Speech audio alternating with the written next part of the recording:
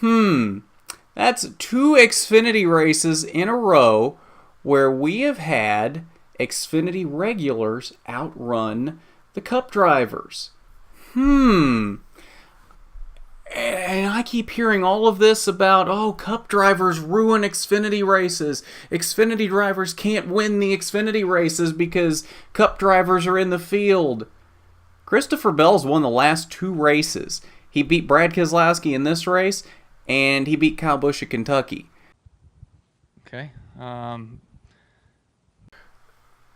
I don't understand the whole, we got to get Cup drivers out of Xfinity. They're ruining the Xfinity races.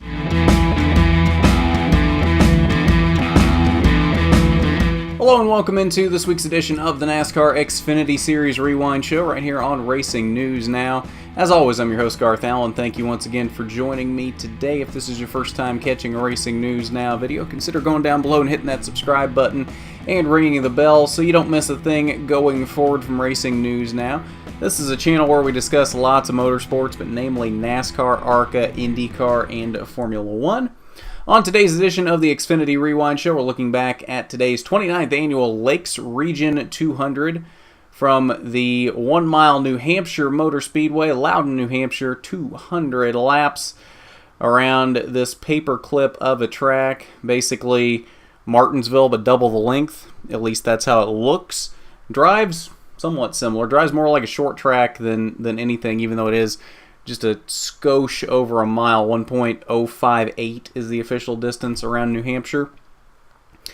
Not a lot happening in this race. 7 caution flags for 33 laps. Nothing happening in Stage 1 as that ended on lap 45. Your Stage 1 winner was Christopher Bell.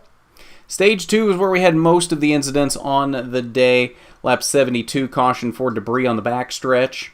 Lap 81, Ross Chastain had a little incident between 3 and 4. That brought out the caution. Lap 81. Lap 86, Ryan Truex, Ryan Reed, and Justin Allgaier all getting together in Turn 2. Stage 2 ended at lap 90. Brad Keselowski would be your Stage 2 winner. Then we get into stage number 3. We had a couple of incidents between the end of stage 2 and the end of the race. First one coming at lap 168 as Jeremy Clements actually runs into the end of pit road wall trying to pit. It almost looked like he couldn't really decide if he wanted to pit or not, and then just ends up hitting the pit road wall.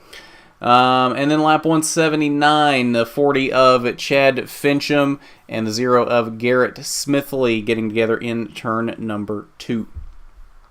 Lap leaders on the day, Christopher Bell led the most laps, 93 of them. Brad Keselowski close behind with 72. Only other driver with double digits laps led would be Elliott Sadler with 26. Ryan Preece also led 6 laps, as well as Daniel Hemrick leading 3. Alright, so let's get into the results. Christopher Bell would be your winner on the day. That's 2 Xfinity races in a row where we have had Xfinity regulars outrun the Cup drivers. And I keep hearing all of this about, Cup drivers ruin Xfinity races. Xfinity drivers can't win the Xfinity races because Cup drivers are in the field. Christopher Bell's won the last 2 races. He beat Brad Keselowski in this race, and he beat Kyle Busch at Kentucky. So I don't really know where this argument is coming from because obviously Cup drivers showing up doesn't automatically mean they're going to win the race. And Christopher Bell has proved the last 2 weeks he can run with these Cup guys, and he's better than these Cup guys. So I don't understand the whole, we got to get Cup drivers out of Xfinity. They're ruining the Xfinity races. Sure, they win a lot of these races. But without them there, we don't know how good Christopher Bell really is. We don't know if he's actually ready for the Cup Series yet. Sure, we know he's winning a lot of races, but if the Cup drivers aren't in the field, he might not be as good as he seems to be. He might get to the Cup Series and run 20th every week because he just can't run with the Brad Keselowskis and the Kyle Busches. He's proving right now he can run with them, and he can run better than them. So I have never understood the argument of we've got to get Xfinity drivers, or we've got to get Cup drivers out of the Xfinity field. They ruin the races. They really don't. They really don't. Rest of your top 5 on the day. Ryan Preece came home with a solid third place finish at his home track. John Hunter Nemechek and Matt Tifft with a solid top 5 finish in 5th. Rest of your top 10. Brandon Jones, Justin Allgaier, Elliott Sadler, Cole Custer, and Austin Dillon rounded out the top 10. 11th through 20th, Daniel Hemrick had a fairly solid day. Fell off at the end, though, and came home in the 11th position.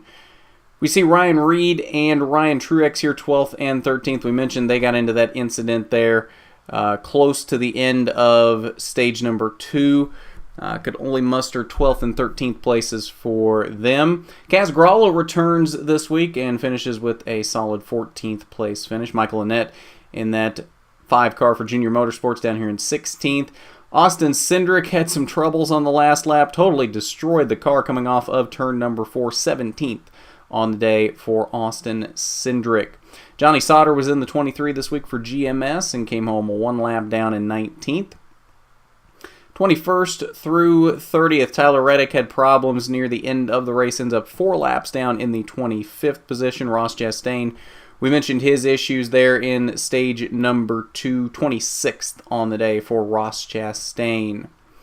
31st through 40th, nothing really of note down here. We mentioned Garrett Smithley and his issues. He comes home in the 32nd position. All right, so that's your results on the day for the Lakes Region 200. Let's slide over to the Media Center, and we'll see what your top finishers on the day had to say after this one. Yeah, it was a good race. Christopher drove really well. It seemed like the 20 car and our 22 car were probably the class of the field, and we knew it was probably going to come down to us at the end, and he did a good job, and they did a good job, made the right call to put 4 tires on, and kind of got us there. But it was all in all a good day, and you kind of get mad about second and kind of don't. You try to respect the fact that it was a great car today and a great effort from our team, but know that the potential was there for more. Just restarts are in my favor. I was kind of hoping for a green-white checker there, because we were so good in the VHT. So just ultimately was really good on restarts, just too tight once we got racing, once I had to go up in that preferred groove. And you aren't going to beat that lane once it's getting a straight shot. It just carries so much momentum down the straightaway. Well, we I don't know. After yesterday, I knew that our Rheem Camry was really good. The 22 was obviously really good, and we knew that going in. So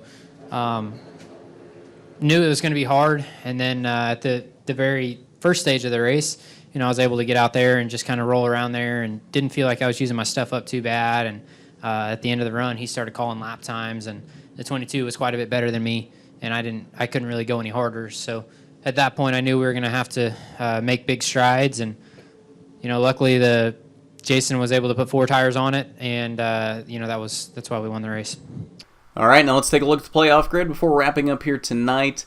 And as you'll see, obviously, Christopher Bell extending his gap here on the winner's side of things. He's now got a 10-point playoff point cushion over Justin Allgaier. Obviously, nobody else getting into the winner's column, as really we only have Christopher Bell, Justin Allgaier, and Tyler Reddick on that side of things. In terms of guys running the full season this year, not a lot else really changing, though.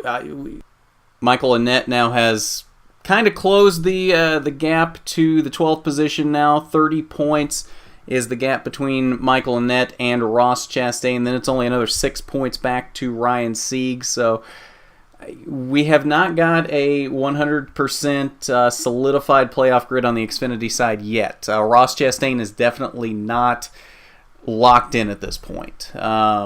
He's definitely not sleeping easy right now, I can assure you. Trying to cling to this 12th position on the playoff grid and keep himself in the playoffs. Michael Annett and Ryan Sieg are making it kind of tough for him right now, as 30 points back to Michael Annett and 36 back to Ryan Sieg. So it's definitely Not a sure thing for Ross Chastain just yet, so we'll have to watch that going forward. All right, so that is your playoff grid following the Lakes Region 200, and that will do it for us tonight on the Xfinity Series Rewind Show.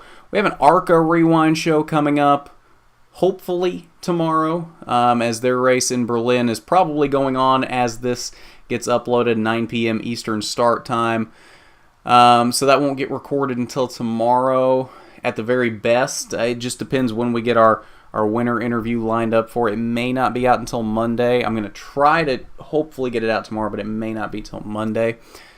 Then we've got Cup from New Hampshire on Sunday as well. That's a 1 p.m. start time, as that has been moved up an hour. So that will definitely be out Sunday night. Maybe we'll have 2 shows out on Sunday with Cup and ARCA. I don't know. Don't hold me to that, because like I said, the ARCA may come out on Monday, and then we'll have pole position as usual on Monday to recap both races from New Hampshire, ARCA from Berlin, F1 from Germany, and the trucks from Eldora way back on Wednesday. That is definitely far in our rearview mirrors at this point, but it did happen this week, so we will have that on pole position definitely this week as well. So I think that'll do it for us tonight. If you haven't done it already, be sure to go down below and hit that subscribe button and ring the bell for notifications so you don't miss any of that going forward throughout the weekend and on into the future. And hit that big thumbs up button if you like the video. It is much appreciated when you do. So with that, this has been the NASCAR Xfinity Series Rewind Show. I'm Garth Allen for Racing News Now.